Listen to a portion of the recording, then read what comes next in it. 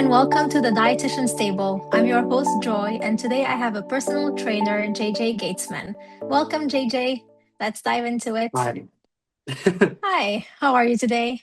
Good. I'm doing great. Just finished training a bunch of clients and excited to talk about all things nutrition, all things personal training. So, Me too. yeah, Tell me a thank you little so bit much for about having me yourself. on. Thank you for coming. Yeah. Tell me a little bit about yourself and how you became a personal trainer. Sure. So I started in sort of like an oblong track to get there. I was moving to Chicago looking for a job. And I had been previous to this, I've been a fight director for like stage and opera for 15 years. And so when I went Wow. into different gyms, they were like, wow, you have some transferable skills to this sort of thing. So I regularly getting offered jobs. Some of the more interesting gyms that I got offered jobs in was this electromuscle stimulation gym that I didn't need a certification at the time to get it. But so I started training with them for about a year. Transferred into like a big corporate gym called FFC down here in Chicago. Was mentored by a couple of other like really great personal trainers and started getting the lay of the land of what a lot of folks were dealing post pandemic with fitness concerns and all that. From there, I trained at a physical therapy clinic for a little while. I was their trainer, training a lot of like vibration plates, and so I've had Mm, all sorts of like fun.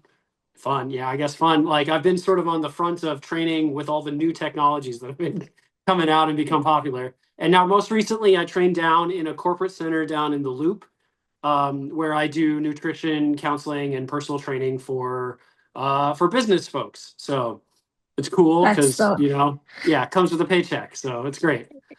I'm sure, and it's so diverse. You worked with different populations throughout your experience, so I feel like you have a very good understanding of what everyone needs, kind of, because you worked in so many different settings. Yeah. Yeah, I've kind of And become the like specialist in my particular gym of the like old ladies with back pain. But I've got hockey players that have hip problems. I've got just general population folks that are looking to get into better shape. Yeah, so it's sweeps the whole gamut. yeah, Mhm. and I was gonna ask how you got into nutrition counseling. That's really fun, but I know that, personal training and nutrition, they kind of go together and hand in hand. Totally. But I how did you find your interest in nutrition? So, I mean, going way back when my father had got his PhD in nutrition forever ago, Mhm. like back in the 90s. So while he was getting his PhD, we were sort of on the front of every random thing that he wanted to try. So, we tried intermittent fasting before it was cool. We did niacin flushes. We did fruit fast. We were sort of like experimenting with all kinds of different things. So that put into my mind early on the need and the desire to like have some education about the things that we're putting into our bodies, right? Um, Yeah. I've definitely like changed ideas from what my father used to like learned and supported and did all that to I think a more practical. I mean, because I've seen it with clients, right? I've the and we can get more into this as we get on, but like the I think the easier the advice, the more practical, the simpler that it is, it seems tends to be the the skills that last the longest and the things that we can do the most with inevitably. As fun as it is to, you know, Yeah. try a 3 day fast of maple syrup and lemon juice and cayenne pepper or whatever, like as cool as the detox stuff all is too, to experiment in your own like realm when you have space to do something like that. I think there's a lot more practical concerns for the very busy people that I'm usually like training and advising. Yeah, I agree. And nutrition changed so much from the 1990s to now, and Totally. it's Yeah. still changing. So it's like ongoing research, ongoing change, and we keep discovering new things. And so it's still in evolution. So for sure, things that were applicable in the 90s are a bit different now, and we see and Right. we view food differently. But yeah, Well, we and have yes, studies the now that were like, hey, true. like, you know, cutting out fat from your diet 100% isn't a good idea. Like, we can see that Exactly. that happens. Completely cutting out carbohydrates is probably bad for your brain and everything else. You know, like, we have better Yes. information now because we've seen the results of bariatric surgeries that are like going out of fashion now, and even like some of the popularity of like GLP-1s started, Mm, you know, so far back then, and have studies and people that we have seen like labs from that we now have like evidence of these things work, these things don't. I think we've also yeah. had some opportunity in America to separate, well, sometimes. And I mean, I guess it depends on how good or how bad, right? But we've had some progress in the like calories have to be determinant upon the whole package of what we are going to eat, as opposed to this weird breakdown of servings of some things, and they've standardized some of what labeling is supposed to have. So, like, there's some progress in some areas. Also, I mean, just the advent of, sorry, we're getting into a little bit of a history lesson here, I guess, Let's but do like it. the advent of social media has changed everything, right? Anybody can go on Instagram with a million followers and tell you like, this is what I ate in a day, and this is how I got Yeah. to 12% leanness, which in some cases people are like, wow, that's huge, which is not, by the by, like 12% is great Not. for is too lean or very good for some people, you know, like is a very athletic build for men. Um, And that's why, being personal in your advice, and not just following a fad or what someone did on social media may have worked for them, but that doesn't mean that it works for you. So yes, all totally. those influencers or those people that just have followers and give advice and detailed advice about what they do and what they eat can do more harm than good. Absolutely. And much less to Yeah. say like genetics, right? Genetics and some like nurture up until that point, right? If you have been an athlete your whole life and you've been lean your whole life, that is a different situation than marry my 60-year-old client who is deconditioned from the start, has no muscle mass to start, and well, not no, but like is very deconditioned, right? And Yeah. has to have a completely different like eating protocol to a 20-year-old who's, you know, swam their whole life, right? They're Yeah. just different scenarios and different needs and different situations.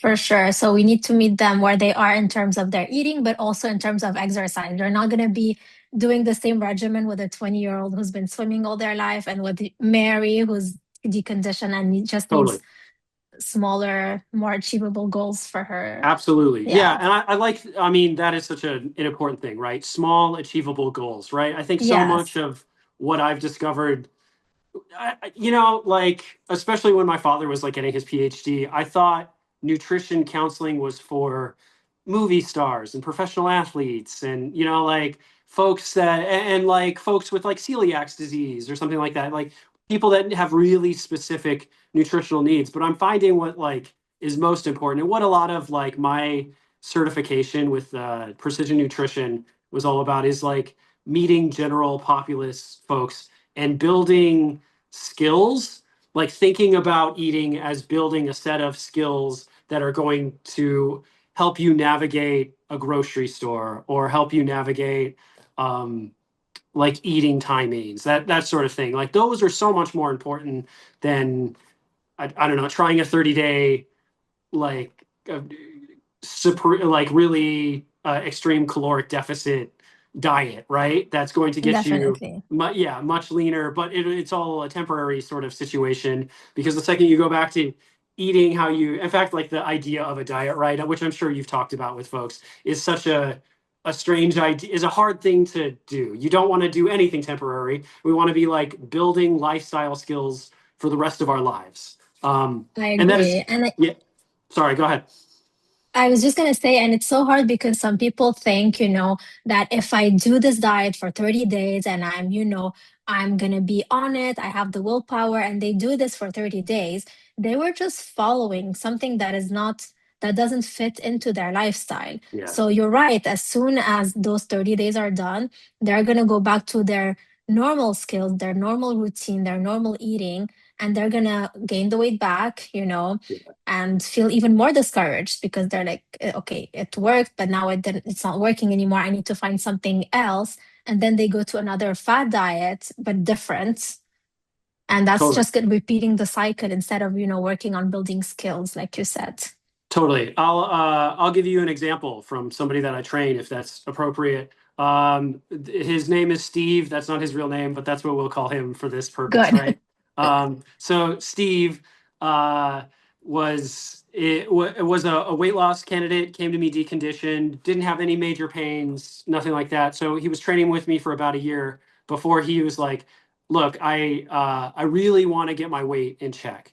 And I was like, "Great, why don't we start with like a food journal? So we'll do like, I just want to know what you're eating through the day. Let's not change too much. And we can start tracking your calories if you find that like as a comfortable place to be."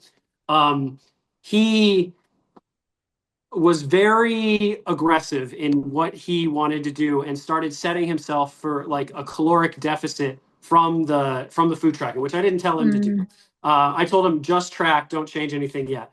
He went into this uh, supreme, like just a really large deficit, right? He went from, and we didn't know what his initial maintenance was, which is what that whole step was to establish, right? So, but he dropped down to like a 1,600 calorie a day diet, and mm. was start like got the couldn't sleep because he was constantly having like hunger thoughts. He was tracking like got obsessed with the numbers. And I found out all sorts of other things where he wasn't meeting protein goals, and his workouts started to suffer. He started losing weight, and started like being less strong throughout.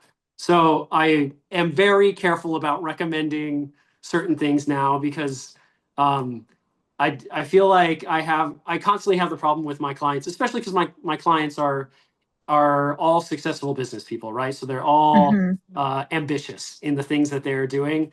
I have to be very careful in setting limits for like, all right, this is what I want you to do, and don't do anything else. Do not do this exercise that I showed you to 6 sets. Do not set a crazy caloric deficit. Do not, right? But yeah, and like that's just such a hard thing to learn, is that like it's these, you have to start at the beginning. You have to start Yeah. at level zero. And that's what, if you don't build those skills, then just what you said is going to happen, right? You're going to Mm-hmm. re-enter uh like the food world, you're going to get busy, or you're going to have just, I don't know, like life happens, right? You're going to hit Life holidays. happens. Yeah, and then all of a sudden you don't have any of the skills for knowing that like, wow, I've been eating too much fat, and Mm. now I have like, and now I'm going into a situation where like they're having ice cream all the time. I've already had, like, I'm way ahead of my caloric goal, and now I'm going to have just a little bit of ice cream. That's going to put you 300 or 400 calories over, which like in a weekly thing, is it like, if that's the one thing, then that's not a big deal. But when you're already eating at maintenance, of course you're going to gain weight.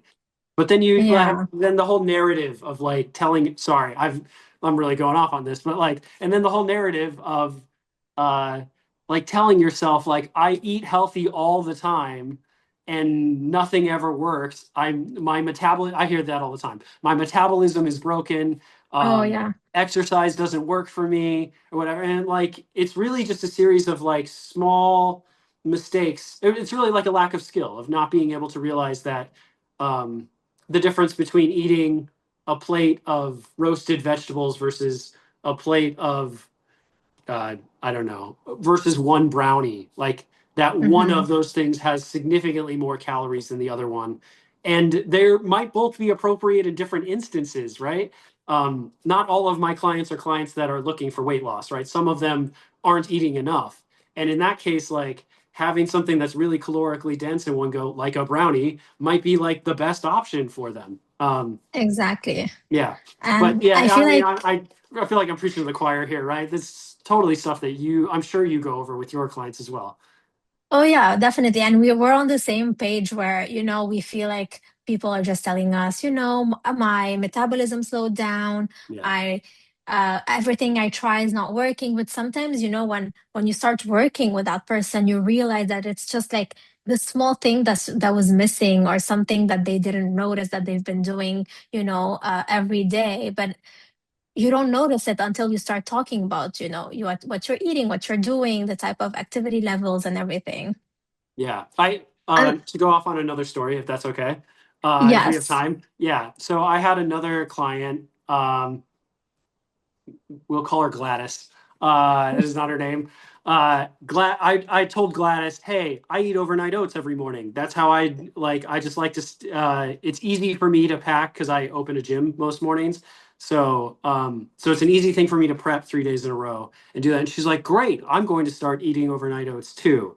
Um, and she started putting on weight when she started this overnight oats thing. I was like, oh, are like, can you tell me the recipe? Like, what are you putting in it? She's like, okay, well, I'm doing chia seeds, I'm doing um, agave syrup, and I'm doing like a little bit of peanut butter, and that's it. So I let this go for a little while, and same problems, like weight's not coming down. Um, okay, I think we need to get a little more specific. Can you tell me how much of these things that you're putting in? And she's like, oh, I put in a cup of chia seeds. I put in a cup of peanut butter and then a cup of agave syrup. And because I figure I'm like, you're eating like 1,000 calories for breakfast. And this is a woman who is, she's 5'5", and she's doing the workout. She's working out 3 days a week, but like, when you're starting with that many calories from the first run, uh, then just eating the rest of your meals like normal. It was just so much calorically dense food in one meal, that it was just And like, you, yeah. yeah, and you didn't think of asking her how much chia Totally, seeds, yeah. or And this yeah. is, yeah. And now now I'm like, once you make the mistakes of miscommunication, like Mm, the best intentions that go wrong, right? Now I'm a lot more yeah, careful about like setting parameters, making sure I understand exactly, making sure that they like repeat things back to me, so I understand exactly what people are are what they're changing about their diets, about their habits, right? and what they're retaining as well from the Yeah, information you're giving them. Because sometimes we feel like the message went across fine, and then it was misinterpreted, or something. So totally. always making sure that they understood. Yeah. And have That's you worked? Yeah, go Sorry. ahead. That's something Uh, that's big in fitness too, or that I'm learning in my fitness practice, is that, and that I reassure people about too, is that there's so much repetition that people don't understand that they're going to have to go through. That the first time you do an exercise, I've got a newer client who's an older woman, again deconditioned, um, who can't stand up off the floor, and so we've been spending the last like 3 months going through protocols of her like learning how to squat down onto the floor so that she could have mm, strategies for getting up off of the floor. And I mean, like a phase of that takes at least 6 weeks before we're doing something. And on week one, it's very easy to get disappointed, much like nutrition, much like the first time you try any sort of like variation in your meal plan, much like you try a recipe, right? That like true. it's not going to work perfectly the first time. You don't know what you're doing yet. And especially in True. exercise, your nervous system isn't adapted to do the things that you're asking it to do. It takes And iterations, it takes practice, and it takes um, it.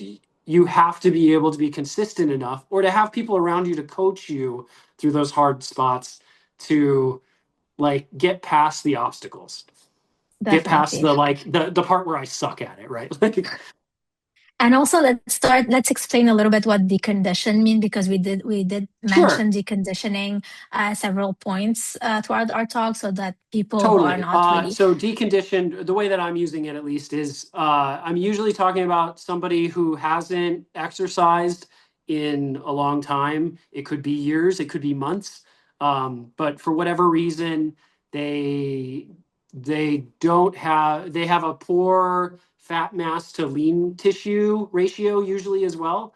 So their strength is bad, and usually they're missing some kind of actions of daily living, ADLs, stuff like being able to stand up straight, stand up off the floor, pick something up off the ground. All of those things are sort of a combination that lead to us generally calling somebody deconditioned. True. And it also touches on the nutrition status. So if someone is not eating enough, so they feel they're more frail, they don't have enough, energy to, like you said, do this daily living activities. Like it could be as easy as taking a shower, and that could be difficult for them. So that's why it's really important to eat enough. And when you do start working out, fueling your body. And some people Absolutely. have this misconception where they start working out and they're like, okay, I'm going to eat less because I'm working out. I'm like, no, no. No, absolutely. And that's my number one thing that I tell everybody when they start. And so I don't know, hopefully they can avoid it. Everybody has one workout where they show up and they're like, I didn't eat before this one. I'm like, this is gonna suck. Like this is gonna be very hard for you. And Good that's luck. It's good. I'm not changing the intensity of I'm not changing the plan at all. I usually have to like scale back by the end because within a half hour of having zero calories to like fuel the workout, there's some kind of meltdown. All of a sudden, they can't lift any weights. There's no more bracing techniques.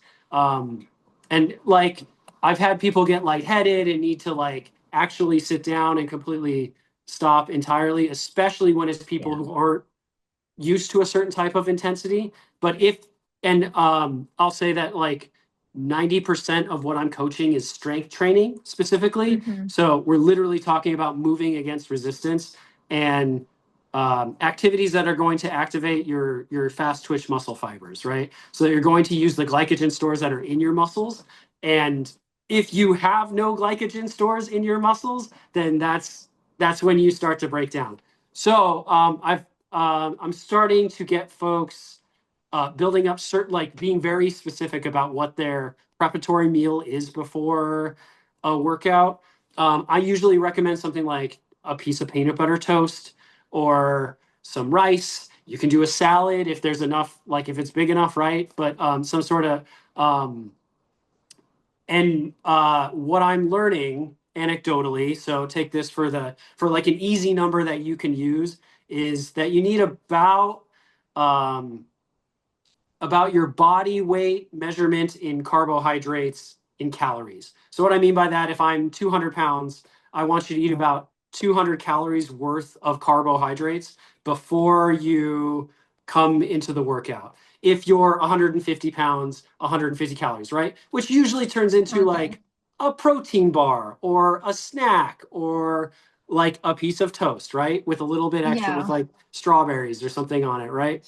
Um, but I find that people who don't do that really have those like breakdown moments during workouts, right? And they can't get Yeah. through. And when you fail on one workout, it cascades into and the people that are less consistent with me and thereby get like worse results from their workouts with me are the people who don't have an organized plan of eating.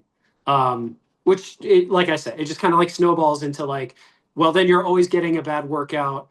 Then you're starting to dread your workouts. You're starting to show up to workouts later and later, and eventually you give up on the workout. You stop. Even in situations where I have certain businesses that I work around that like pay for their employees to get personal training.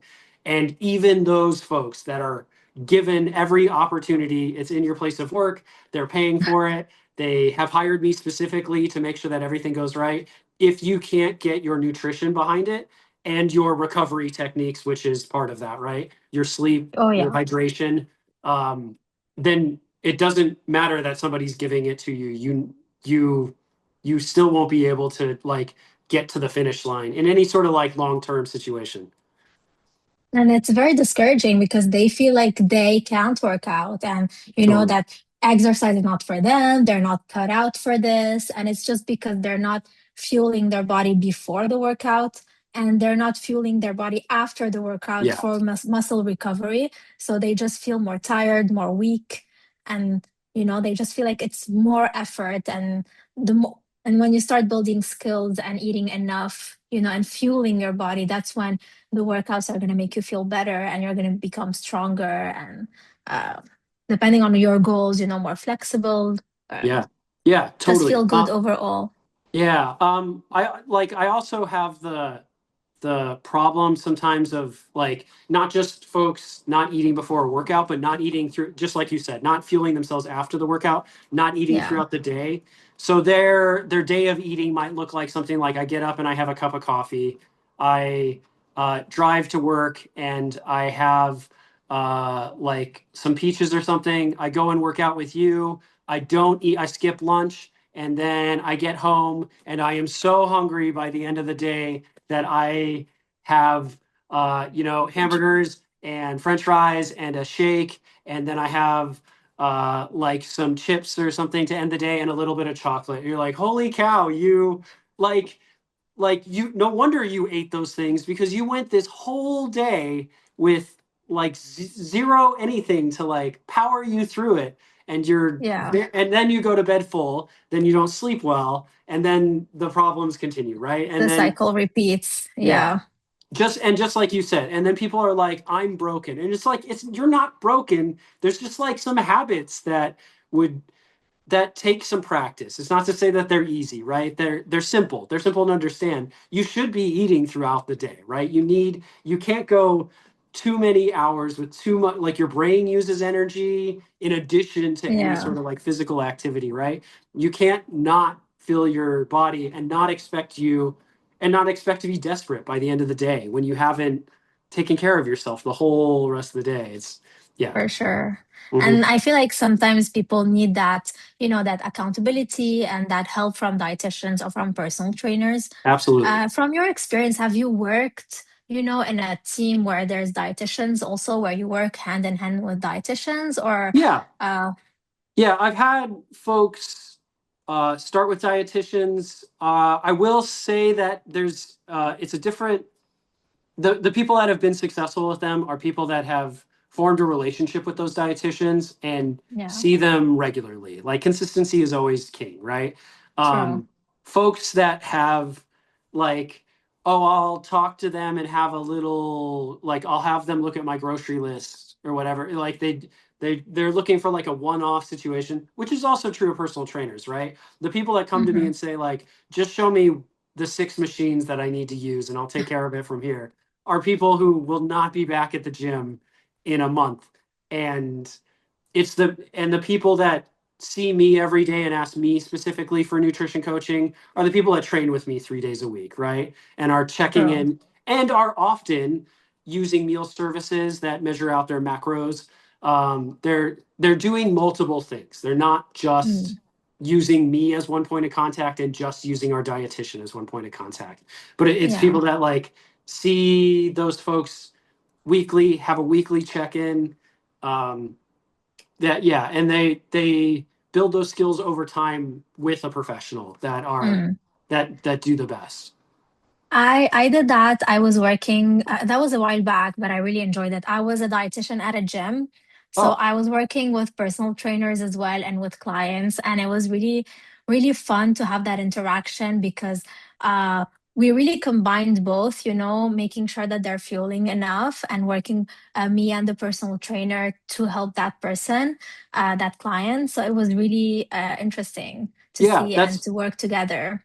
that's amazing. I Yeah. get a lot of my clients from physical therapy clinics Oh, that, yeah, yeah, definitely. and then they finish their physical therapy. They are out of pain or mostly out of pain, and so they are looking for the next step because and I don't want to say it's the joke about it, but like the sad truth of a lot of physical therapy clinics is that people get out of pain, once they're out of pain, they don't finish the rest of the treatment plan. And then, 3 months later, have to go back because their shoulder still clicks when they're doing the thing, right? So Yeah. I'm oftentimes working with multiple people working with a dietitian, working with a physical therapist. Um, and it's awesome. Like I think people don't expect that they think that's something for like movie stars, right? That like there's a team of people that all specialize in very particular things and there are there's just like great things to take at each leg of the journey, and from the person that is specific to that scope of practice. So Yeah. while yes, I have a nutrition certification and I can give some basic nutritional advice and I can help out with like daily practices. It's not the same thing as seeing a registered dietitian who can help you, who can write a specific meal plan and who can sort of like check the work and has different strategies for the things that are going on. And it is the culmination of all of those things that are going to let people have the skills that like carry them through to their best self, basically. Yes, Yeah, exactly. And the most important thing is for people to feel that they're supported by us and to work on small changes, meeting them where they are, seeing what works with them. So yeah, overnight oats maybe doesn't work with your totally, client. absolutely. We can find something else that she may enjoy and the portion that's appropriate. But just small changes and doing it consistently is the way to go. And that way people will feel supported. They won't give up. And consistency is what is where they're gonna see the biggest results. Yeah, absolutely. Yeah. Mhm. Thank you so much, JJ, for sharing your insights. Yeah, That was really fun stories to hear. good. I'm glad you enjoyed it. Thank you so much for having me on your podcast here. Thank you. Uh, Thank you for joining us today. For our audience, please don't forget to like and subscribe and leave a comment. That would help us a lot. Thank you, and we'll catch you at the next episode. The Dietitian's Table podcast is an independent production of the Dietitian's Table, LLC. Our co-founder and host is Joy Corey, MS, RD, CNSC. Our co-founder and CEO is Sam Sabaga. Our creative director and executive producer is me, Siri Khan. Content of the Dietitian's Table is for informational purposes only and is not intended as individual medical advice. For specific dietary or medical concerns, please reach out to your primary care provider.